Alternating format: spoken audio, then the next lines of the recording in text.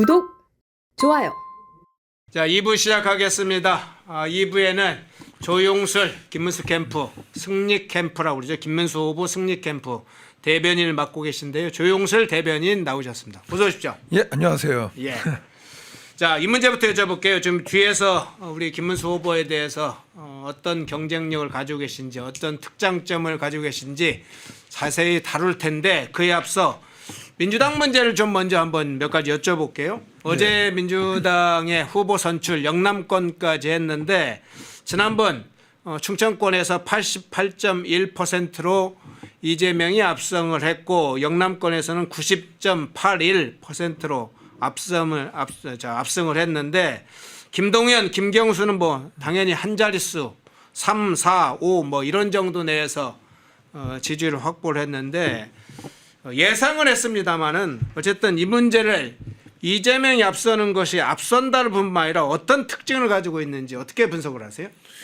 좀 해도 너무하죠.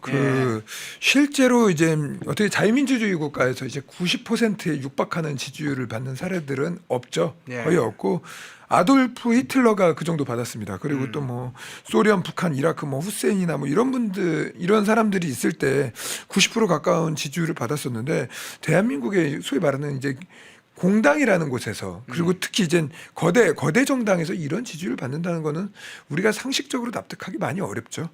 그렇기 때문에 뭐 굉장히 저는 그 결과는 굉장히 압도한 것 같이 보이지만 과정은 굉장히 미흡했다. 그리고 굉장히 짜맞춘 것 같은 느낌이 든다. 뭐 이런 생각 정도가 듭니다. 결과적으로 그 얘기는 민주당이 한쪽으로 특정 세력이나 특정 인물에게 완전히 쏠린 하나의 일당 체제, 1인 체제라는 것이 본질적으로 밑에 깔려 있다는 얘기네요. 그렇죠. 네. 기본적으로 이제 선전선동에 굉장히 적합한 당이 돼버린 거죠. 왜냐하면 당내에 이제는 토론이 없다 보니까 실제로 그 어떠한 지침을 이재명 후보가 말을 한다면 당원들이 다 따라가는 그러다 보니까 당에서 이재명을 아버지라고 부르는 상황까지 온 거죠.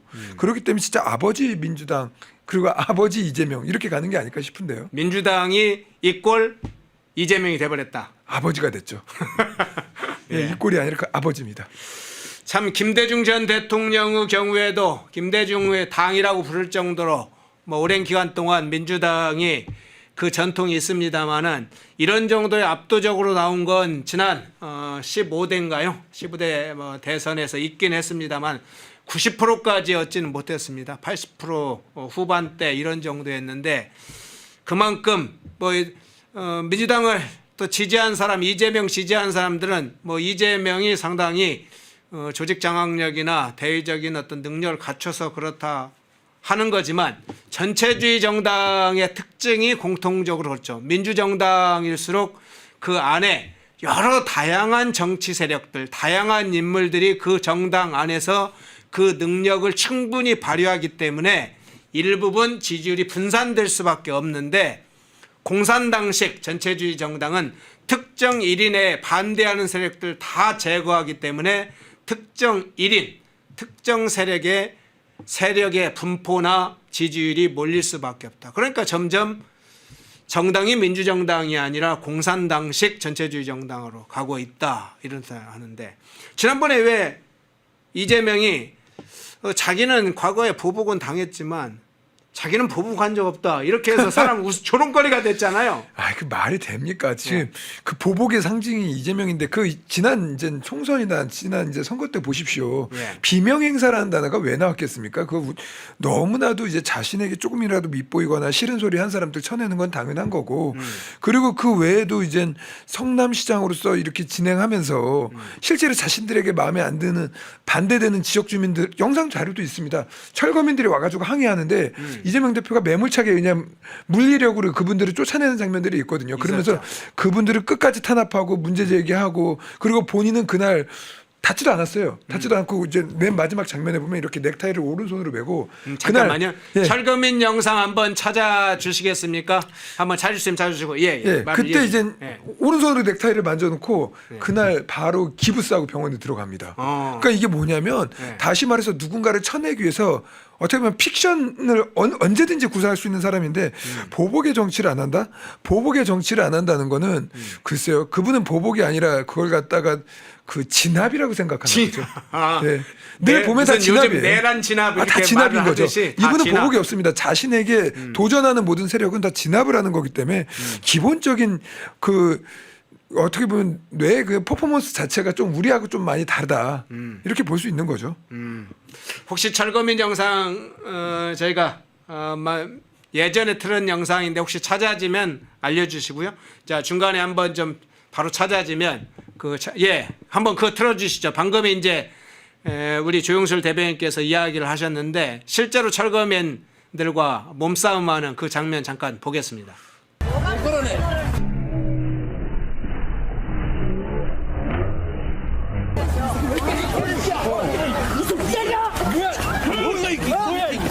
뭐하는 시작이지? 뭐하는 시작이지? 수범이 할비라고 불법행위나 만드는 거예요. 시끄러운 사람아. 아니 경찰부로 잡은 거라니까. 다 체포해 현행범들이니까. 저는 권력 행사. 예, 권력 행사는 잔인하게까지 이야기를 쫙 들으려서 나왔네요. 근데 저게 이제 마지막 장면 보면 더 소름이 돋는 게 저렇게 해놓고 들어갑니다. 들어가면서 씩 웃으면서 아무 일 없다는 듯이 행동을 해요. 그 이제 마지막 장면을 보면은 거기 뭐 아이 뭐 하면서 막 뭐 자기 지지자 이렇게 되니까 싹 웃으면서 아무 일 없었다. 전 너무 소름 돋았어요. 다중인격자들의 특성이네요. 악마들이 가지고 있는 다중인격자들이 겉으로 앞에서 하는 행동, 뒤에서 행동 다르고 겉에서는 굉장히 친한 척, 친절한 척하면서 뒤에서는 악마적인 웃음과 조롱과 또 파멸의 그 칼잡이 역할을 하는 사람들이 많은데 그런 장면들을 한번 보게 됩니다. 자, 이 질문 한번 해볼게요. 근데 이번 민주당 경선에서 여론조사 문제로 불공정 문제가 다시 제기가 됐습니다. 지난 총선 때도 여론조사 업체 때문에 불공정하다, 뭔가 이거 특정 후보에게 유리한 여론조사 업체다 이런 문제가 제기됐는데 이번에 또 제기가 됐어요. 김동연 후보가 후보 캠프에서 이런 이야기를 했습니다. 현재 진행 중인 권리당원 ARS 조사를 수행하는 여론조사 업체 시그널 앰펄스의 정체가 의심스럽다. 지난해 총선 공천 과정에서 공정성 논란으로 사실상 배제됐던 업체인 리서치 DNA가 간판만 받고 다시 이번 대선 경선에 참여해 ARS 투표를 수행하고 있다. 이렇게 강하게 비판을 했습니다. 그런데 이런 비판에도 민주당 선거관리위원회는 그냥 뭐 아무 문제 없다. 친명계도 아무 문제 없다 해서 묵살하고 그냥 넘어갔는데 이 여론조사 업체가 사실은 특정 경선에 참여한 특정 업체에 유리한 이게 들어간 것 자체는 이미 그 자체가 경선이 정상적이지 않다 이걸 지금 보여주잖아요. 제가 이제 당에서 이제 당무감사위원을 좀 활동을 좀 오래 해봤는데 이런 여론조사 업체들이 항상 문제가 되는데 바로 오기 전에 봤더니 이제 시그널 퍼스라는 단체가 직원이 3명이더라고요. 그리고 이제 업력이 이제 12년 차 굉장히 영세한 이제 업체죠. 보통 이러한 공당의 여론조사를 할 때는 기본적으로 어느 정도 규모가 있는 인지도가 있는 업체들을 넣는 이유가 다른 후보들한테 여기가 공식적으로 이제 인정받은 업체이고 공인받은 업체다라는 걸 갖다가 해주기 위해서 기본적으로 업력이나 규모를 다 봅니다. 그러다 보니까 이 업체 자체만으로도 좀 부족함이 있을 뿐더러 그리고 또 간판가리 했다는 의혹이 있는 거 아닙니까? 간판가리 의혹이 있다라는 게 있다라면 당연히 배제하는 게 맞는데 그럼에도 불구하고 이걸 갖다 계속 이어나갔다 하면서 실제로 민주당 내에서는 이 업체가 문제가 없다라고 그냥 구두로 얘기를 했어요. 보통 이런 문제 제기가 되면 진상조사를 병행하는 게 맞습니다. 그렇죠. 일단은 진상조사를 해야 되겠죠. 그렇죠. 왜냐하면 이게 당내 화합이라는 차원에서라도 나중에 이기고 난 다음에 당내 화합 해야 될 거 아니에요. 그렇기 때문에 이럴 경우 굉장히 진상조사를 세게 하고 필요하다면 외부 기관에 의뢰를 하는 경우도 많기 때문에 아니 이렇게 압도적인 득표를 하고 있는데 뭐가 무서워가지고 이걸 가지고 그냥 말로 퉁치고 가는지 저로서는 굉장히 이해가 안 되고 굉장히 미숙한 당 운영이다. 그리고 이게 언론에 노출이 된다는 것 자체가 국민들이 바라보고 있는데 당을 사유화했다라는 굉장히 의심을 받을 수 있는 여지들이 많다. 그렇게 볼 수밖에 없죠.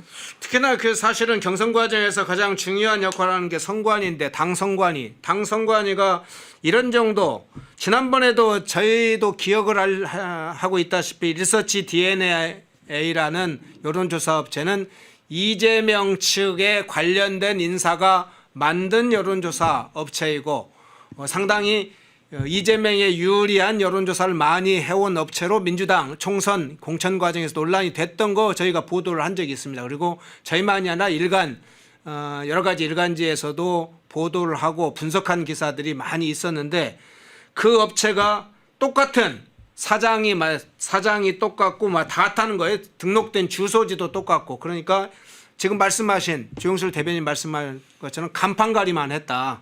뭘로? 시그널 엠퍼스라는 회사로 간판만 갈아서 동일하게. 그런데 문제는 선관위라는 게 사실 선거관리라는 게 핵심은 공정이잖아요. 공정성. 그렇죠. 그런데 선관위가 이런 정도로 무시한다는 건 선관위 자체가 이미 민주당 선관위가 아니고 이재명 선관위가 돼버렸네요. 선관위가 아니라 선대위죠. 선대. 이 정도쯤 되면 선대위라고 그러네요. 보는 게 맞고 예. 왜냐면은 아니 정말 군소부이기 때문에 더욱더 어르고 달래야 되는데 그걸 힘으로 눌러버린 거잖아요. 야 문제 없으니까 더 이상 말하지 마라고 말하는 것 자체가 굉장히 폭력적인 언어거든요. 그렇기 때문에 당무 감사조차 하겠다는 말도 안 하고 심지어 사무총장 이런 분들도 아무 말이 없잖아요. 그대로 진행되는 것 자체가 그거는 선관위가 아니라 이미 선관위가 선대위가 돼버렸다. 그 입장으로 가는 거죠. 선관위가 이재명 선대위가 돼버렸다. 아주 핵심을 질러주셨네요. 자, 그런데 이재명 문제, 이 문제 한번 좀 살펴볼게요. 민주당 경선 토론회에서 트럼프 대통령, 트럼프 정부 정책을 광인 작전이라고 언급해서 이게 논란이 되고 있습니다. 광인, 그러니까 정신이 이상한 사람이라는 거죠. 어떤 분은 그걸 당연히 미친 사람이라고 당연히 이야기를 했겠죠. 그러니까 트럼프를 미친 사람이다.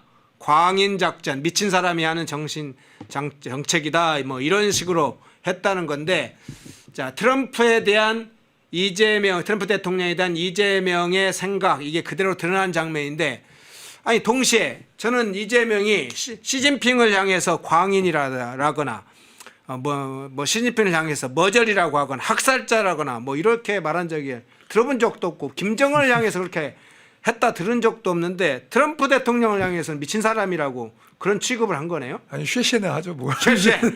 쉐쉐나 하고 그리고 계속하고. 또 그 예전에 과거 이런 발언도 했었어요. 김일성 뭐 김정은의 그러한 뭐 유운에 관련된 이야기를 해서 우리가 그걸 갖다 높이 평가하고 가야 된다는 취지로 얘기를 해서 지금 국가보안법으로 지금 고발도 되어 있으시거든요. 그렇기 때문에 쉐쉐라지 어떻게 쉐쉐라는 학살자라는 표현을 그거는 우리 앵커님께서 너무 기대치가 높다라는 말씀을 드리고 싶고 실제로 이 광인 작전이라는 말 자체가 닉슨이 이제 베트남전 때 했던 말이거든요. 기본적으로 트럼프도 이제 적대 국가들한테 많이 쓰는 단어인데 그 이재명 대표가 나는 한미 동맹을 중요시 생각한다라는 말은 하지만 실제로 적대 국가한테 쓰는 단어들을 쓰고 그리고 그 대부분의 국민들이 중국에 대한 문제를 제기하고 있는데 거기에 대한 쉐쉐를 말하고 있기 때문에 기본적으로 이렇게 관세 문제라든가 지금 되게 위중한 상황이잖아요. 한미 동맹 간의 방향성을 결정하는 상황에서 굳이 도발을 하는 이 저희가 뭔지를 모르겠다라는 거죠. 과연 이게 한미 간에 같이 가겠다는 것인지 의도적으로 미국이 우리를 배제하게 해서 중국과 같이 가겠다는 뜻인지 이거는 우리가 좀 깊이 있게 살펴봐야 되는 것이고 정치인 같은 경우는 실제로 자신이 했던 과거의 발언, 지금 했던 발언에 그 사람의 생각이 다 묻어나거든요. 그렇기 때문에 이재명 아까 간판 가리도 얘기했지만 이재명이 간판을 그럴싸하게 단다고 해서 우리가 속아 넘어가면 안 된다. 그 가게에서 파는 물건들 담배를 파는지 뭐 술을 파는지 뭐 마약을 파는지 뭐 그건 들어가서 봐야 하는 거니까 그분이 생각하는 건 그분의 말로 알 수 있다. 절대 속으면 안 됩니다. 사실은 광인 작전이란 말 속에는 일부러 반트럼프 정서를 확산시켜서 향후에 한미 간의 균열과 동맹 체제를 약화시키거나 균열 내려고 하는 그런 어떤 의도가 밑에 깔려 있을 수 있다. 이렇게 해석도 가능하겠네요. 그럼요. 예. 저는 의도적 발언이라고 보고 있습니다. 아주 의도적인 발언이다. 이렇게. 예. 자, 이재명 후보가 공약으로 낸 게 있죠. 해양수산부를 부산으로 이전하겠다 이렇게 공약을 발표를 했습니다. 이거 발표 후에 인천 항만업계가 발칵 뒤집혔어요. 인천항 발전협의회 등 16개 단체가 공동성명을 어제 냈습니다.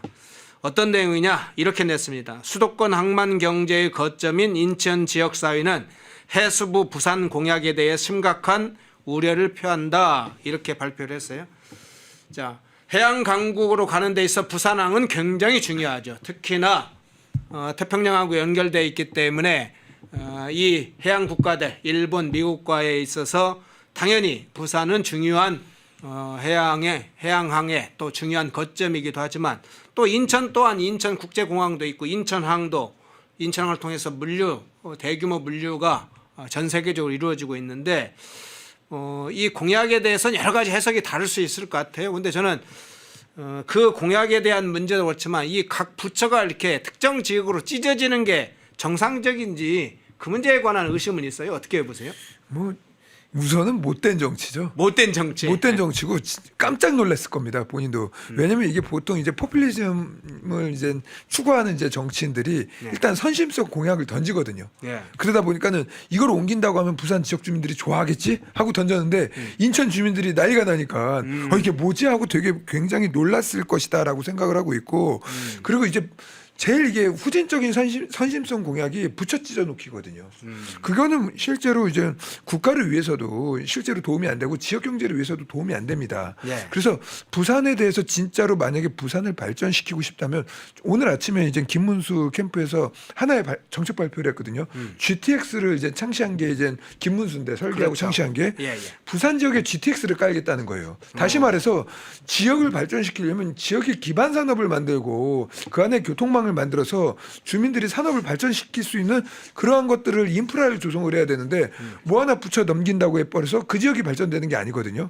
그리고 또한 행정에 대한 그러한 편의성이라던가 일관성에 있어서도 굉장히 문제가 발생할 수 있다. 그렇기 때문에 그런 데 집중하기보다는 정말 기본적으로 부산 경제를 발전시키기 위한 방법이 무엇인지를 연구해야 되는데 정말 못된 정치다. 그러다 보니까 선심적으로 하고 제일 대표적으로 최근에 대통령실 문제 가지고 용산 갔다가 청와대 갔다가 그 상황 봐서 또 세종 간다고 했는데 이게 이루어질 수 없는 소위 말하는 모멘텀들이거든요. 그렇기 때문에 이재명 대표가 기본적으로 추구하는 정치는 일단 던져놓고 표 받고 나중에 수습은 그다음 당선된 다음에 내가 그렇게 말했더니 진짜 그런 줄 알더라 라는 취지로 또 분명히 넘어갈 겁니다. 이러한 퉁치는 정치에 대해서 절대 속으면 안 됩니다. 아, 그렇군요. 표를 얻기 위해서 선심성으로 일단은 던져본다. 뭐 여기가 지금 뭐 투구장입니까? 그럼 막 던지게 그런 장면들을 살펴봤네요. 근데 이재명 얘기하다가 박찬대 이야기는 한번 좀 짚고 넘어가야 되겠습니다. 박찬대 민주당 원내대표가 한덕수 대행을 향해서 이런 얘기했어요. 출마할 거면 당장 대미관세 협상에서 손을 떼라. 뭐 전제를 달리긴 했지만 그거 빼고도 한덕수 대행을 향해서 관세 협상도 좀 빠졌으면 좋겠는데 뭐 이런 걸 요구하는 그런 의미가 많이 담겨 있어요. 물론 최상목 대행을 향해서도 최상목 부총리와 안덕근 산자부 장관은 방미 전 반드시 국회에 협의 계획을 보고하라면서 대미 협상조차 국회의 뜻에 따라야 된다. 일종의 점령군식 그런 선포를 하는 장면들을 보게 되는데 이 장면들 어떻게 해석을 하세요? 우선 반헌법적이다라는 말씀을 드리고 싶고요. 반국가적인 요소들도 있다라는 생각이 듭니다. 기본적으로 박찬대 원내대표 같은 경우는 어떻게 보면 정당이 이제 원내를 책임지는 대표지만 실제로는 이재명 그 후보를 무조건 어떻게 보면 추종하는 모습들을 굉장히 많이 보였거든요. 실제로 그러다 보니까 아까 말씀드렸던 것 같이 이제 광인 국가다라는 이제 표현을 썼잖아요. 이재명 대표가 거기에 연장선에서 한미 간의 균열을 저는 원한다라는 느낌이 드는 게 지금 어떻게 보면 지금 미국이 한국과의 지금 외교 협상 과정에서 간신히 이제 한덕수 권한대행하고 이제 루트가 만들어졌고 이제 진행을 하고 있는데 브레이크를 걸고 싶은 거예요. 지금 외교라는 거는 정부가 주도하는 거고 그리고 지도자들이 주도해서 신속하고 빠르게 그리고 조정할 게 있다면 조정하는 굉장히 내밀함을 요구하는 제도 그 장치들인데 그걸 국회 협의해서 보고하고 그럼 국회는 또 그걸 가지고 또 오픈을 하겠죠. 오픈해가지고 협상 깨지고 그럼 미국이 대한민국 정부를 신뢰할 수 없다라는 멘트가 나오게 되고 국회는 또 왜 이걸 망쳐놨냐라고 하면서 한미동맹 자체가 균열되고 그리고 국제 정세에서 대한민국을 결국 고립시키는 어떻게 보면 대한민국의 국익을 갖다가 손에 들고선 그걸 자신들의 정치적 이익으로 사유하는 모습들이 굉장히 위험하고 반국가적이라고 논쟁이 있을 수 있다. 그리고 권력 분립의 기본적인 요소도 제대로 추구하지 못하는 굉장히 반헌법적인 요소들이 많이 있다라는 생각을 하면서 정말로 국민들이 이 부분에 대해서 문제를 제기하고 견제를 해야 합니다. 예. 박찬대 원내대표 문제까지 살펴봤는데요. 조금 민주당 문제를 길게 이야기했네요. 자, 짧게 좀 뭐 여러 가지 문제들이 있으니까 여기까지만 좀 민주당 문제 다루겠습니다. 이제 본격적으로 김문수 후보와 관련된 그 경쟁력, 어떤 강한 꽃꽃 김문수라고 불리는 우리 김문수 후보가 어떤 경쟁력이 있는지, 왜 이 시대의 국가 지도자로서 김문수 후보가 등장하고 있는지, 또 등장해야 되는지, 큰 일을 맡겨야 되는지 그 장면들을 한번 살펴볼 건데요. 근데 조금 우려스러운 질문을 먼저 해볼게요. 그간에 이제 보수 진영 내에서 국민의힘 지지층, 무당층 포함해서 김문수 후보가 이제 대선 레이스에 들어가면서 단연 상당히 앞서는 지지율이 높게 나왔었어요. 근데 지금 최근에는 약간의 정체 현상이 발생하고 있는 게 여론조사에 나오기 시작했는데, 이런 상황에 대해서 일단 어떻게 해석 평가를 하세요?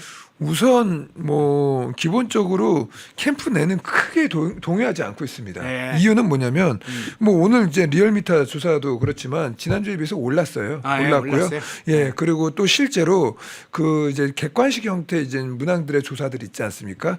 기본적으로 이번에도 하게 되면 이제 면접법이 됐든 ARS가 됐든 간에 객관식의 형태로 하게 되는 이런 조사에 있어서는 오차범위 밖에서 계속 안정적인 선두권을 유지하고 있다. 그리고 일부 주관식으로 이제 어떤 후보를 지지하세요 하는 이러한 주관식 조사 있지 않습니까? 네. 거기서 약간의 이제 다른 후보들이 올라오면서 약간 붙은 부분이 있지, 그게 뭐 1, 2% 정도의 차이로 이렇게 붙어버린 거라 큰 의미가 없고, 전체적인 부분에 있어서는 아직까지 높은 우위를 보이고 있기 때문에 전체적으로 캠프가 동의하지 않는다라는 부분이 있고요. 두 번째는 기본적으로 컨벤션 효과라는 게 모든 후보들마다 있습니다. 그리고 지난주에는 뭐 홍준표가 뭐 이제 출마 선언을 하면서 컨벤션 효과도 하고 뭐 방송도 나가고 뭐 이렇게 했을 거고, 그전에는 이제 한동훈 후보 뭐 나경원 후보 전부 다 이러한 컨벤션 효과에서 정말 낮았던 지지율을 가진 후보들이 어느 정도 올라오는 건 당연한 현상이다라는 거고, 우리가 지지율을 얼마큼 유지하냐가 제일 중요한 부분이 있고, 또 하나는 이제 한덕수 이제 권한대행 이야기가 나오면서 네. 그분이 우리 당에 들어오냐 안 들어오냐 이런 논쟁들이 있었습니다. 저희 당에.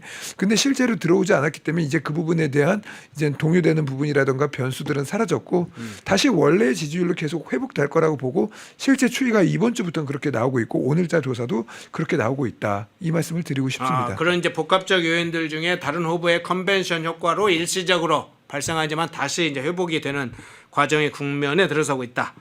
그런데 일단 전체적으로 이제 국민의힘 지금 경선이 벌어지고 있습니다. 오늘 내일 여론조사 후에 4명의 후보가 이제 확정이 될 텐데, 뭐 각자 장단점이 있습니다. 어떤 후보에 대해서는 거명조차 하기는 싫지만 어쨌든 이제 장단점은 있어요. 근데 전체 이제 범보수 진영에서 우리 김문수 후보가 높은 지지율을 얻는 이유, 보는 이제 지지층에 따라서 조금쯤 이렇게 강조점이 다르긴 합니다만, 지지율이 높은 이유, 그리고 김문수 후보의 경쟁력 우위 요소, 이 부분은 어떻게 보세요? 저는 기본적인 신념에 대한 문제를 1번으로 듭니다. 신념, 이제 소신. 자유 대한민국과 시장 경제에 대한 확고한 신념이 확실히 있는 것 같아요. 제가 대화를 하면서 이제 인터뷰라던가 아니면 이제 TV 토론이라던가 뭐 이런 것들을 앞두고 이제 직접적인 후보와 대화하다 보면은 늘 이거를 앞에 두고, 그러기 때문에 이제 젊은 층들에 대한 이제 소구력, 항상 이걸 걱정하시거든요. 왜냐하면 우리가 숨쉬듯 자유 대한민국에 대한 가치를 갖다가 누리고 살아왔는데 이게 오염이 되어 있었다라는 것들, 그리고 그걸 젊은 층들이 깨닫게 됐고, 그 젊은 층들이 이제 미래를 걱정했기 때문에 이제 연금 문제, 일자리, 이러한 어떻게 보면 신념들에 대한 부분이 첫 번째고, 그러한 신념이 강하다 보니까 실제로 꼬꼬문수라는 별명도 그렇게 해서 생겼다라고 봅니다. 국회에서 다 같이 일어나서 사과하세요 했을 때 당당하게 이제 사과하지 않는 모습들, 이러한 모습들이 이제 어떻게 보면 보수 진영에 있는 지지자들, 그리고 자유 대한민국의 가치를 중요시 생각하는 분들, 이런 분들한테 굉장히 큰 울림을 줄 수밖에 없었고, 그렇기 때문에 이러한 소신 있고 일관적인 그러한 이념적인 신념의 모습들이 결국엔 지금의 김문수를 만들었다. 그리고 그 김문수는 이것들이 총체적으로 만들어져 있는 국가관을 가지고 있다. 그리고 이 국가관을 가진 사람들이 결국엔 대통령이라는 건 확고한 국가관을 가진 지도자를 뽑는 선거이기 때문에 이런 것들을 기반으로 해서 국가를 통합하고, 그리고 다른 목소리들도 포용하는 모습들, 그러면서 어떻게 보면 이제 반헌법적인 생각을 가진 일부 후보, 이제 다른 당이지만 일부 후보에 대해서 포위해서 그들을 갖다가 대한민국에서 누르는 모습, 그리고 앞으로 나가는 모습. 그러다 보니까는 저희 슬로건도 그래서 그 새롭게 앞으로 위대한 대한민국이다. 이걸 기반으로 해서 만들어진 슬로건이거든요. 네. 그렇기 때문에 이게 경쟁력 우위 요소로 나타나고 지금의 지지율을 받고 있다고 봅니다. 아, 그게 가장 일장 1순위고 매력 포인트가 또 있잖아요. 근데 저희 매력 포인트는 이제 김문수 후보 같은 경우는 신념과 소신이 뚜렷한 그리고 하나의 길을 걸어온 모습이기도 한데 사실은 의외로 굉장히 친근하고 대중적인 이미지가요. 그러니까 특히나 이제 거리에서 그냥 시민들을 만나도 보통은 일반 정치인들은 낯선 사람 만나면 잠깐 형식적으로 인사를 하지만 길게 이야기하는 것도 조금 낯설하고 그런데 아니, 그게 대변인으로서 굉장히 힘든 일이거든요. 이게 그래요? 뭐냐면 그 다음 일정이 있잖아요. 예. 그러면 이제 어떻게 일정 이동을 해야 되는데 한 분 한 분 손잡아주고 대화하는 걸 포기를 못해요. 그러니까는 그 대변인 입장에서는 이제 소위 말하는 뭐가 탄다라고 하죠. 왜냐하면 최근에 이제 서울시청에 가가지고 이제 기자회견을 하는데 영상이 제게 나왔더라고요. 네. 제가 저 후보님 이제 이동하셔야 됩니다. 자 이제 마치겠습니다 했는데 잠깐만 해가지고 제가 세 번 말리는 장면이 나오더라고요. 그래서 아, 그래요? 제가 되게 못된 아무튼 뭐 그런 느낌이 있고 네. 또 하나는 어제 그 이제 특정 방송 얘기해도 되나요? 예. SNL 코리아라는 이제 유튜브 예, 채널이 예. 아니, 그 예. 쿠팡 플레이에서 하는 게 있는데 거기 보면은 이제 그거를 준비하면서 우리가 이제 어떻게 보면 사전 연습을 하잖아요. 근데 20-30분 만에 끝났어요. 너무 잘하시더라고. 아. 그래서 저희 연습을 안 하고 그냥 갔습니다.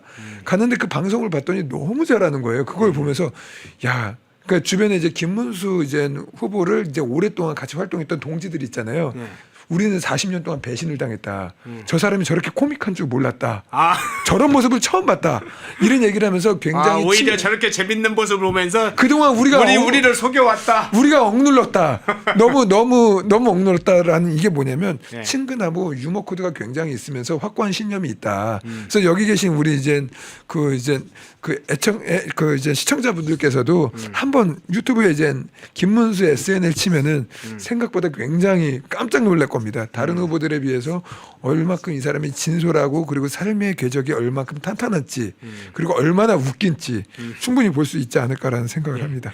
하나만 더 부가적으로 좀 여쭤볼게요. 사실은 이제 사회적 약자 문제에 관해서도 오랜 기간 동안 사실은 이제 김문수 후보 트레이드 마크였잖아요. 노동운동 하는 것으로부터 연유를 해서 그러면서도 민주노총 이 어떤 근로자들 민주노총에 소속된 세력들하고는 맞서 싸워왔어요. 맞습니다. 그리고 대기업에 관해서 때려도 굉장히 엄격하면서도 기업 프렌들리 정책은 일관되게 쓰면서 중소자영업자, 중소상공인 이런 사람들에 관해서는 굉장히 또 아끼는 정책을 써요. 그래서 이게 이제 대체적으로 보수 우파하면 너무 대기업에 치중돼 있다. 뭐 예를 들면 뭐 이런 것 노동 근로자들이나 중소상인들은 소홀히 한다. 이런 것들이 오랜 마치 당연한 인식처럼 이렇게 하셨는데 이렇게 생각해 오는 게 많은데 그걸 또 김문수 후보가 깬 장본인 중에 하나이기도 하다는 생각이 드는데 그 부분은 어떻게 보세요? 아까 말씀드렸던 것 같이 시장 경제 가치 굉장히 중요하게 생각하는 후보고요. 그리고 이제 대기업을 이제 막 찬양하고 뭐 대기업 만세 이게 아니라 네. 제가 이번에 이제 대변인 활동하면서 그 경총회를 간 적이 있어요. 거기 보면 이제 어떻게 보면 기업에 이제 좀 내놓으라는 이제 분들이 이제 회장단으로 오시잖아요. 비공개 회의 때 보통 이제 뭐 기업에서 많이 도와주세요, 뭐 잘 부탁합니다, 뭐 이런 거라는 게 아니라 정말 그분들은 뭐 여러 가지 민원들을 갖고 왔지만 청년 일자리를 위해서 기업이 살아야 된다는 얘기를 처음부터 끝까지 하시더라고요. 그래가지고 그 대기업이 창출할 수 있는 일자리의 캐파 그리고 대기업으로 인해서 이제 중소기업 영세상인들 이 사람들이 이제 그 활동할 수 있는 그러한 공간들 이걸 계속 설명하면서 그래서 대기업이 올바르게 시장의 룰을 지키면서 활성화되어야 일자리들이 만들어지고 청년들의 미래가 있고 시장 경제의 가치가 지켜진다. 그래야 우리나라에 있는 중소기업 영세상인들도 그 대기업과 협업을 통해서 상생해서 같이 갈 수 있다라는 그 부분을 굉장히 강조했고 민주노총과 싸우는 이유는 간단합니다. 이들이 민주노총이 노동자의 권익만 이야기한다면 절대 그러지 않을 겁니다. 근데 민주노총이 나와서 한미동맹 이야기하고 그리고 부동산 정책 얘기하고 노동 얘기를 하지를 않아요. 노동 얘기하지 않고 그 민주노총이 10대 강령 보면 상당수가 노동 문제하고 관계없는 정치행위를 하거든요. 정치노총 그리고 이제 어떻게 보면 이제 민주당과 같이 협업해서 가든 정치적인 색깔을 너무나도 보이기 때문에 이 부분에 대한 문제 제기를 세게 하고 노총의 본연의 모습으로 와라 이 얘기입니다. 근로자의 권익에 맞는 그럼요. 일을 해라. 그럼요. 근데 그게 아니라 자신들이 귀족 노조로서의 기득권 그리고 이제 국가 정치에 대한 문제 그리고 어떻게 보면 외교에 대한 문제, 국가 이념에 대한 문제까지 얘기하기 때문에 그거는 노동조합으로서의 역할이 아니다라는 부분을 강력하게 지적하는 것이고 이러한 지적들은 대부분의 국민들도 전 동의할 거라고 봅니다. 예. 자, 그 장면까지 살펴봤습니다. 민주노총은 사실은 이제 정치단체이면서 북한 직업동맹과 같이 뜻을 같이 하는 그런 친북 정치단체이기도 하죠. 자, 그 장면까지 봤고요. 자, 한덕수 대행 출마 문제가 계속 제기됐기 때문에 그 부분도 한번 여쭤볼게요. 한덕수 대행의 지지율이 여러 가지로 이제 높게 나오는 건 사실이니까 한덕수 대행에 대한 지지율 문제 포함해서 한덕수 대행 평가 그리고 이제 김문수 후보가 국민의힘 후보로 뽑혔을 때 국민의힘 대선으로 뽑혔을 때 한덕수 대행과의 단일화 이 문제가 사실은 또 세간의 아주 관심사이거든요. 그 문제에 대해서는 어떤 방향으로 갈 것으로 보세요? 이미 이제 한덕수 권한대행이 여론조사 수치로 들어왔었을 때 첫 인터뷰에서 이미 밝혔습니다. 내가 단일화를 오히려 먼저 제안하겠다. 그리고 내가 단일 후보가 돼서 이기겠다. 이 입장을 밝혔고 기본적으로 지금 국민의힘에 나와 있는 후보 중에서 단일화를 먼저 얘기한 후보는 지금 김문수 후보밖에 없다. 심지어 이젠 일부 후보는 한덕수 이제 내라는 범죄고 범죄자들의 공통적인 집단을 보는 민주당의 시각과 비슷한 인식을 가진 후보가 일부 있습니다. 이런 분 같은 경우는 뭐 당연히 뭐 단일화 제안을 안 하겠죠. 그리고 이젠 뭐 다른 후보들조차 이젠 기자들이 단일화에 대해서 어떻게 생각합니까? 이렇게 얘기했을 때 대답을 회피하는 모습들. 지금은 그럴 상황이 아닙니다. 지금 대한민국 국가라는 이 자유대한민국의 가치가 지금 반국가로 추정이 되는 이러한 집단들에 의해서 넘어갈 수 있는 상황이기 때문에 그들을 지금 포위해서 이겨야 됩니다. 지금 국가를 지켜야 되는 상황이지 정파의 이익을 대변해야 되는 상황이 아니고 그렇기 때문에 단일화를 그런 생각에서 먼저 제안했고 그렇기 때문에 우리 당 후보가 돼서 한덕수라고 하는 새로운 그런 브랜드까지 포함해가지고 안고선 이재명 민주당의 포위 전략을 갖고 가겠다. 그래가지고 꼭 이기겠다라는 생각을 갖고 있는 것이지 지금은 째째하게 나 혼자 어떻게 잘 돼보겠다라는 생각이 하는 게 아니라 지도자로서 이렇게 분열되어 있는 이 보수 진영 그리고 이제 반 이재명 세력들을 통합하는 그러한 거대한 리더십을 누가 갖고 있는지를 우리 시청자분들 국민들께서 확실하게 살펴봐야 되지 않을까라는 생각을 합니다. 예, 이 문제 한번 좀 살펴보겠습니다. 자, 미 트럼프 대통령의 마가 노선, 뭐 특히나 이제 자유주의 국제 질서를 새롭게 재편하고 있죠. 뭐 일부에서는 이제 그걸 국익 우선주의 또 보호무역이 강화되고 있다 이렇게 표현을 합니다만 그것은 이제 자유주의 국제 질서 내에서 기존의 질서와 다른 체제로 변화되면서 나타나는 과도기적 현상으로 저는 보는데 여기에다가 미중 갈등은 단순한 미중 갈등이 아니고 사실은 국제 질서를 둘러싼 체제 전쟁이라고 이렇게 보입니다만 어쨌든 이런 진행되는 상황에서 우리에게 이제 오히려 기회가 될 수도 있다. 여러 가지 어려운 요소가 있지만 기회가 될 수 있는 기회가 될 수 있다 이런 평가도 있는데 김문수 후보가 현실의 대통령이 된다라고 이제 된다면 통상에 있어서나 경제에 있어서나 동아시아의 안보 전략에 있어서나 중국에 맞서는 대처에 있어서 어떤 강점이 있다고 보시나요? 우선은 이제 미국에 대한 이제 자신의 이제 생각 바라보는 관점이 중요한데 우호적이어야 됩니다. 첫 번째로 미국에 대해서 우호적이고 그리고 이제 마가노선이라는 게 어떻게 보면 이제 미국 우선주의를 이제 말을 하는 건데 실제로 이러한 폐쇄적인 무역 장벽들이 만들어지면 만들어질수록 한국의 위치는 굉장히 오히려 나아질 수 있다라는 생각을 하고 있습니다. 왜 그러냐면 그 결국에는 이제 이렇게 첨예한 이제 무역 전쟁이 벌어질 때 대한민국을 상대로만 한 게 아니라 전 세계를 상대로 지금 하고 있는 거잖아요. 그렇다면 꼭 필요한 국가냐 아니냐가 굉장히 중요한 건데 반도체 그리고 조선 요런 이 소위 말하는 미국이 할 수 없는 것들을 갖고 있는 게 우리의 무기인 거고 이러한 무기들을 바탕으로 미국의 우호적인 후보 그리고 우호적인 지도자가 미국과 담판 협상을 통해서 충분히 저는 이 부분을 오히려 강력한 시장 경제 동맹을 통해서 오히려 더 확산해 나갈 수 있는 그 경제적 그 규모를 넓혀 나갈 수 있는 상황이라고 볼 수 있기 때문에 실제로 그 부분에 있어서는 김문수 후보도 바로 내가 대통령이 된 다음 날부터 이렇게 하겠다라고 선언을 하고 있고 실제로 아까 이제 이재명 민주당 같은 경우는 아까 말씀드렸던 것 같이 이제 광인이라는 표현까지 써가면서 적대적 행위라고 있잖아요. 그렇다면 어설프게 줄다리기를 하다가 우리가 오히려 동떨어서 외톨이가 될 수 있다. 그렇기 때문에 미국과 같이 가야 된다는 신념이 굉장히 강한 후보 이런 사람이 나와야 되는 것이고 김문수는 그렇게 할 것이다라고 저는 보고 있습니다. 예. 자, 좀 직격해서 여쭤볼게요. 민주당이 왜 집권하면 안 됩니까? 그 부분은 이 본질적인 문제일 텐데. 그 픽션과 팩트의 대결입니다. 픽션과 팩트. 자, 이재명 같은 경우는 모든 게 다 픽션인 거죠. 예. 이제 말로 하는 정치고 포퓰리즘이고 그리고 수습이 안 되고 인기가 떨어지면 언제든지 하던 정책도 버리고 심지어 이제 총각 사칭 의혹까지 있는 그렇기 때문에 모든 게 다 픽션이고 거짓 굉장히 가짜로 많이 뒤덮여 있는 후보인데 자, 김문수라는 인물을 놓고 봤었을 때 지금까지 뭐 돈 문제로 털린 적이 하나도 없죠. 그렇죠. 그리고 이제 본인이 살아왔던 이런 소신들을 봤었을 때 자신이 이렇게 지금 생각했다라고 하면은 확실하게 그 생각을 밀고 과거의 생각이 잘못됐다라고 하면 인정을 합니다. 김문수 후보 같은 경우 과거에 대놓고 이렇게 얘기를 해요. 이제 뭐 사회주의자다 뭐다. 옛날에 내가 거기에 빠졌었지만 그게 잘못됐다는 걸 난 깨닫고 그리고 이 보수 정당에 와서 정말 자유대한민국과 시장 경제의 가치를 누구보다 지키는 후보다라고 선언을 해요. 과거에 했던 말을 갖다 숨기지 않습니다. 그리고 그게 잘못됐다라고 인정합니다. 이게 뭐냐면 팩트거든요. 팩트를 인정할 수 있는 지도자가 나와야 되는 상황이고 지금 거짓을 잘하는 사람들이 모든 걸 먹는 지금의 정치 풍토가 가짜 뉴스를 생성하게 되는 거고 그 가짜 뉴스를 통해서 나라를 갖다 좀먹는 거거든요.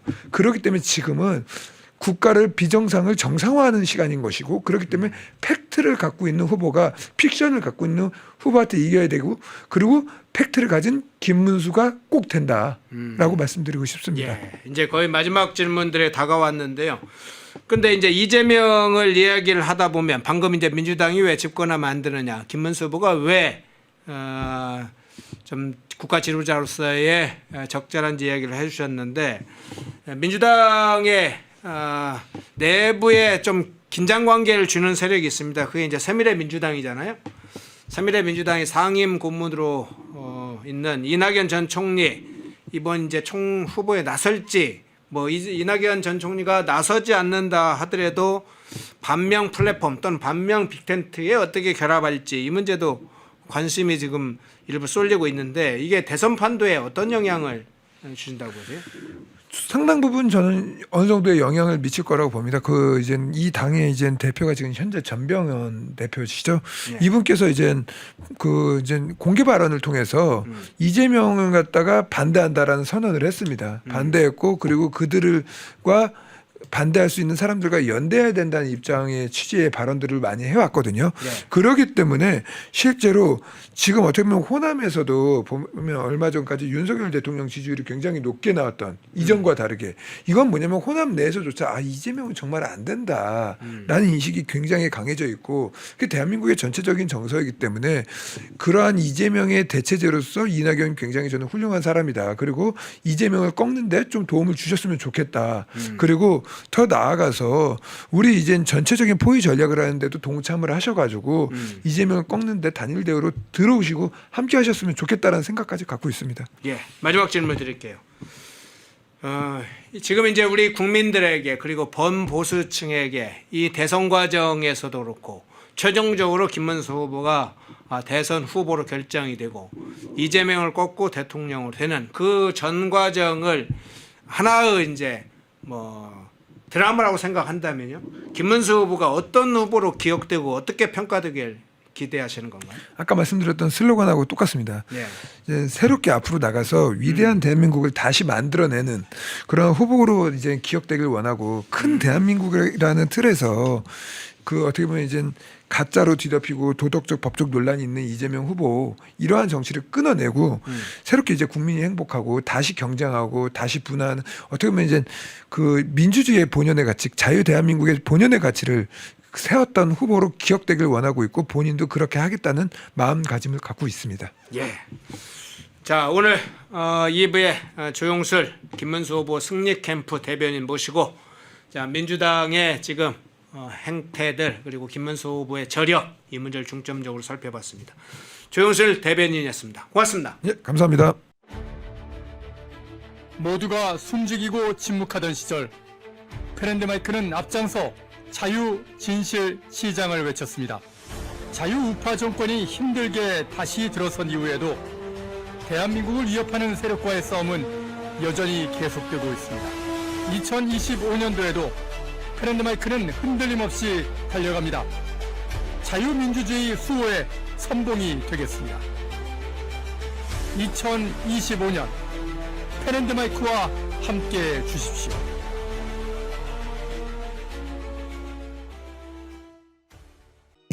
펜앤마이크에서 추천하는 영상도 보고 가세요. 다른 영상도 즐기시려면 구독 버튼을 꼭 눌러주세요.